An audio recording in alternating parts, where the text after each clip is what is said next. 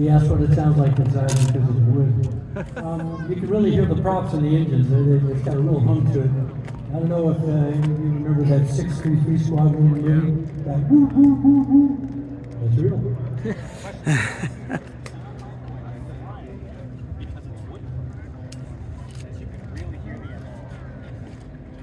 He asked what it's like to fly this. Well, for one thing, it's a super privilege. This aircraft is actually owned by Charles Summers.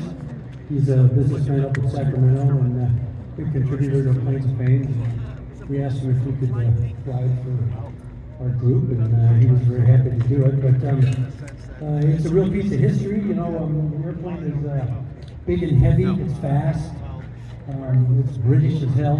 I say that because if you guys know anything about British airplanes, into the mind, or I would say the way they lay out the different than the way we do it, that, the way the controls operate, they're different as well. But the airplane's pretty easy to fly. You know, they were all built for 19-year-olds. You know, all these airplanes are really easy to fly if you have the proper training.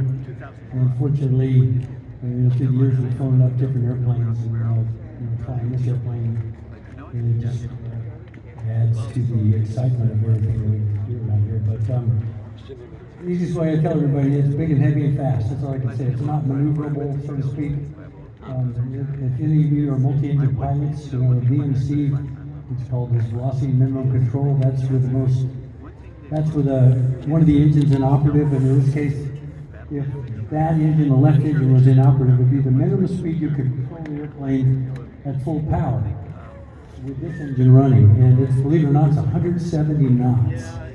Wow. So that's really high. So it's way after takeoff. So there's quite a time between the time you roll down the runway and you leave the ground to where you actually have a safe single engine speed. And it just has to do with the horsepower and the placement of everything, and it's got a very small vertical stabilizer as well. But the controls are like a lot of British airplanes, very well balanced. Like I say, they're heavy, but they're very effective.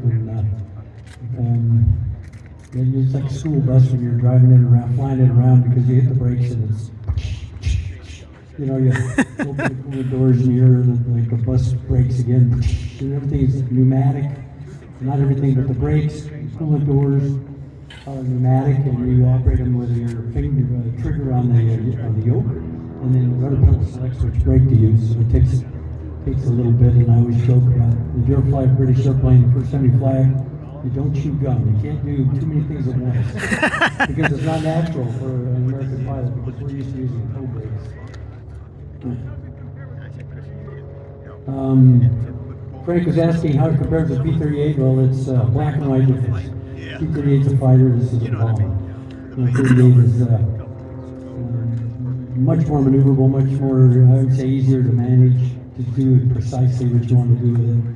But again, the way it's built and how it's built is, really was a leading edge airplane, let's say. How would you compare it with a B-25? Well, this is as far away from a B-38 as a B-25 is to this. Yeah, B-25 is big and heavy and slow, compared to this. And it's a lot more roomy. Part of this thing is too, Chris was with me, shoulder to shoulder. Kevin Eldridge and I were flying Paul Allen's Mosquito when he first got it. And with the two of us in there, we laughed at each other because it was like flying a Leicester. It is that small in the cockpit, just like that. But that's because that one's a dual control airplane. But Chris, you could see, was sitting behind me, which gave an overlap of shoulders, so to speak. It was built for one reason: it's small, fast, and drop bombs. So it wasn't about comfort.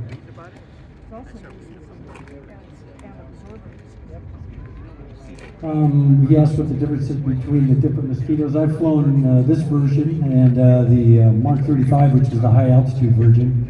And they're similar in a lot of ways. The other Mosquito that's up in Canada has a two-stage supercharged engine that was built to go to 35,000 feet. And it is a little slower than this in this type of flying around here, a little heavier. But it was a remarkable airplane. It was a good story. The Canadians bought, I think the story goes, 12 P-38s after World War II to map all of Canada, high altitude mapping. And after a year, they couldn't maintain them, couldn't work them in the cold weather. And then they bought 8 Mosquitoes and did the whole country and didn't have any trouble with them at all because the pressurized cockpits are heated.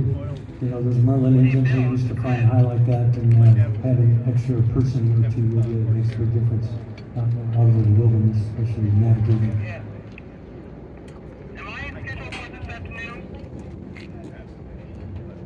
He asked why we replaced the MiG-15, why we flew the Mosquito instead of MiG-15. Well, and when we scheduled the flyby, or the day, was early in the year, and it wasn't until last month we had the opportunity to get the Mosquito, and we may not be able to do it next year, so I thought it'd be important to, you know, have the Mosquito fly. You don't get to see a Mosquito very often.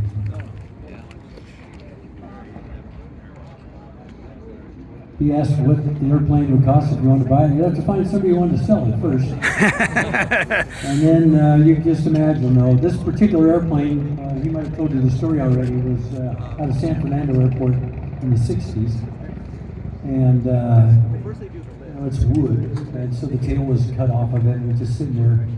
And they spent millions of dollars on this thing just to get it what it is, because all the way it is now, all the wood has been replaced.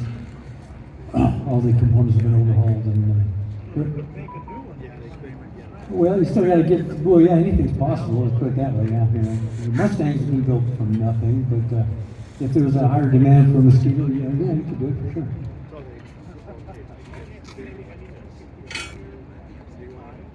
He asked any chance we could get the ME-262 here. Well, let me tell you something. The one Paul Allen had is one we used to have, and. We spent 12 years on that, and we were down to about 2 weeks away from flying it when we pulled the plug on the deal. But it was ready to go. We taxied it around. The last squawk we had was the generators weren't working right, and we were going to put some American components here to make them operate correctly. But I'd say the chances are about 0.0 because the airplane isn't flying yet. It's not assembled yet. The Walton family, Stuart Walton from Bentonville, Arkansas. And he and his brother bought the collection from Paul Allen. And at the moment, their plans, there's a few other airplanes ahead of that to complete that they want to complete. Who knows? We'll see. Because I was younger than him when I was working on that 262 originally, and so that one means a lot to me. That airplane really, if I had the opportunity to fly it, it would be top of my list for sure. He asked if anybody else has checked out the V besides me. Well, on this particular airplane, there's Kevin Eldridge, who's one of our guys here, who's flown Mosquitoes, and Stu Dawson has flown Mosquitoes. There's a guy, and I'm embarrassed, can't remember his name right now, in Western Virginia, flies the Higgins airplane. And, very skilled guy, does a great job. And then 2 new Mosquito guys up in Kelowna, Canada. That was at Mark 35 up there. Like I say, it's not hard to fly. Once you know how everything works, and if you have, you take your time and you get a good briefing with it. And, it's not magic. It's magic, but it's not brain to So to him, it would be, yeah.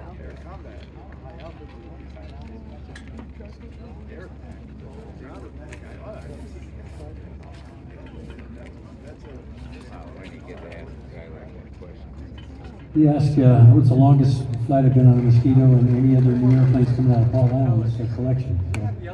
So I think Kevin and I flew a couple-hour leg up there in Washington with the Mosquito when we were putting time on the airplane. And what's new, or what might come new out of the Paul Allen collection, they have the twin-engine measure for the leg. Remember what it's called? I can't remember, but there's a... Yeah, it's like a 410, a small airplane though, with a small engine. That they're doing in England right now. And then the Stuka would be next. And that'll be amazing airplane. Wow. Yeah. Yeah, probably, yeah.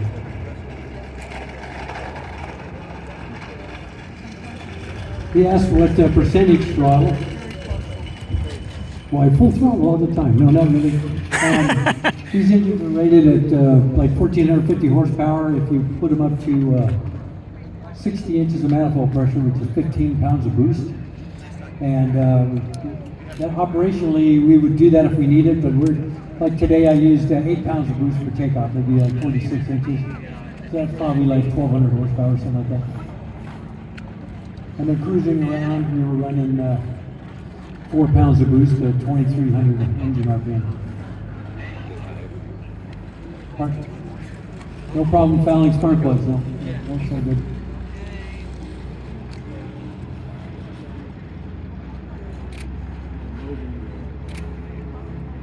Yeah, he said, well, I've flown a lot of first flights on airplanes.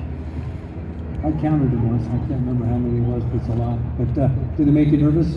Well, I don't like to think I get nervous, but you're very apprehensive. I mean, you spend a lot of time, and especially anything like the first Mosquito I flew was the one up in Canada. I'd never flown one, and that one hadn't flown in 25 or 30 years.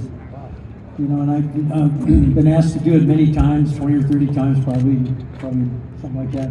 But I won't fly something I'm not familiar with, so I don't just show up and do it. I would, especially in an airplane like this, I spent 2 weeks with it. You know, not this one, but the other one. You know, I had all the cowlings off and had it up on jacks, swinging the gear, and you know, go through the wind balance and everything, just to be familiar with it, and taxied it around, and so we were all comfortable with it. And it's just, you know, you got to be comfortable. It's not a, it is a thrill, but you don't do it for a thrill reason. You see what I'm saying?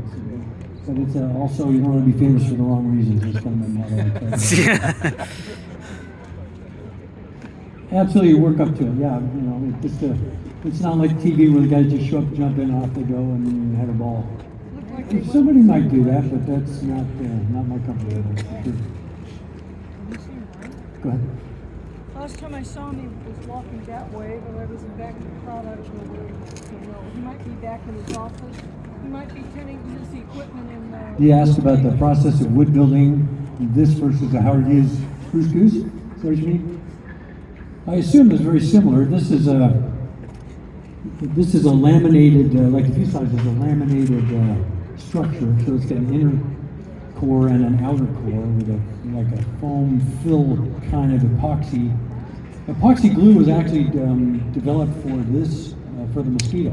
The first, it was right there at Duxford. There's a factory where they developed the first 2-part glue. And it's strong as hell, it really is, as long as it's not deteriorating. Here's a good story for you. Kermit Weeks from Fantasy of Flight in Florida, 25 years ago, got a Mosquito out of England, and they did all the mechanical work on it. It's ready to go. And to get a ferry permit for it, to get a certification to fly it across, they had to get a professional wood sniffer to come and sniff the airplane. I'm not kidding you. The guys, wow.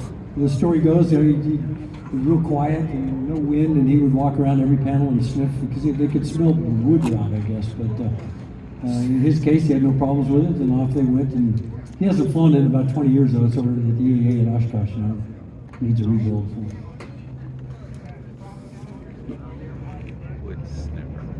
He said it's got 12 cylinders and 10 exhaust stacks. What's up with that? Well, maybe they left 2 of them off. I don't know, but the last 2 are hooked together to the last stack, and it's all about deflecting the heat away from the wood. Is what that's about. So you can't tell from the cockpit. No. The vents. The bottom vent there is a scoop for the carburetor. It's an updraft carburetor. And then the other vents on the side are blast tubes for the like magnetos, little scoops. And the coolant radiators and oil coolers on the leading edge of the wing. And the temperature is controlled by controlling the airflow through the radiator as well as a thermostat, like for a car. How many hours do I have on a Mosquito? I don't know. I probably have, well, I've flown 3 of them, so I probably have 50 or 60 hours, maybe something like that in a Mosquito. Yeah, he's part of the crew.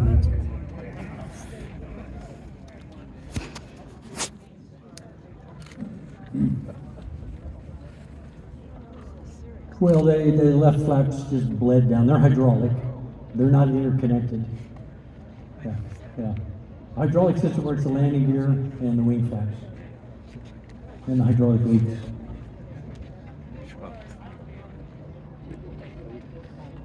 I think he's the same age as He says, Mark. what's the protocol for bailing out of a Mosquito? Well, I think the he's upper the same hatch age as Mark. comes off. So it's a big square hole up there, and if you could get out that way, then Nice trim body. that's really good.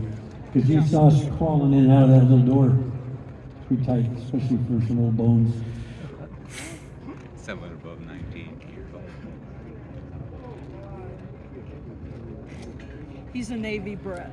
His father was... Okay, he's asking about the landing gear shock struts on this. So, are rubber Then donuts. they moved to Corona. British. And he met British. John Maloney, Instead of Ed Maloney's air son, over Ed oil, Maloney like started American the airplanes, they're museum, like big heavy started the airplanes where the collection. pneumatic And cushion, and yes, the they tires do all wanted the shock to mount. It's like fly. a flat spot So on the they car, had but to it's start from the ground up, being yeah. janitors around It's here, sweeping different, yeah. floors, dusting planes. They had to work their way up. Sure. And then any pilot How does the Mosquito compare to the flies Douglas for planes of A26? fame has to be able to repair Speed, they're similar. the The airplane. A26 If is they're stuck in bigger. another Controls airport, are they have to be able to totally get it different. back Cockpit's home. totally Yeah. different. But So they're they have both to different work on animals. the engine, whatever. This being smaller, as a military airplane, would probably be a little more desirable. You know, the A26 is pretty big, bigger target, but. Yeah, it's hard to compare them to each other, you know. I mean, the A26 is big, fast, and smooth, and pretty awesome, and this is in that category for sure. So.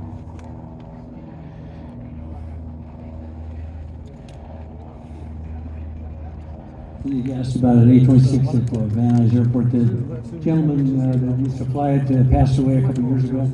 He had 2 of them, and I believe there's still 1 left there, but I'm not sure.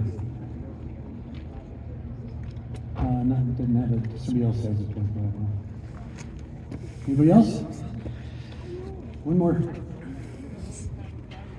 Hey, But this is going on long. Okay, you asked, is it required to have a flight of 2 or 2 people in there? And what are his duties? just the 3 of us, so that's gonna be cool. He's there to assist me if I need some help or to slap me in the side of the head if I do something stupid.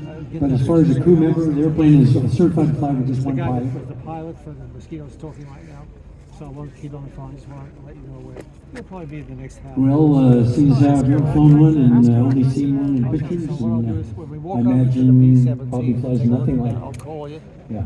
Everyone would like to That'd be stop my at the guess, bike yeah. shop, but, hey, what- Okay, well, thank you again, everybody, and really appreciate the support of Planes of Fame, and we'll do it again. Thank you.